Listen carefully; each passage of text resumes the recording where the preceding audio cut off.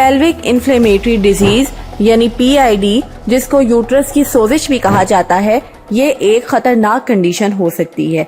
अक्सर खवातीन इस इन्फेक्शन को मामूली समझकर इसके इलाज में देर कर देती हैं, लेकिन यही ताखीर बाद में खतरनाक साबित हो सकती है।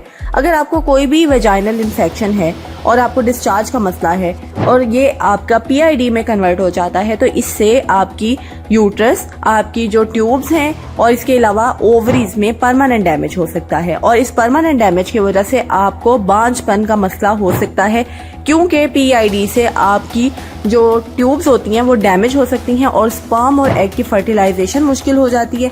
एक्टोपिक प्रेगनेंसी का रिस्क बढ़ जाता है, यानी कि हमल आपका यूट्रस की बजाय ट्यूब में ठहर जाता है, जो कि आपके लिए जानलेवा भी हो सकता है। और इसके अलावा आपके पेट में पस जमा हो सकती है और क्रोनिक पेल्विक पेन के मसले रह सकते हैं। इसलिए जब भी आपको वेजाइनल इन्फेक्शन हो, डॉक्टर से फौरी कंसल्ट करें।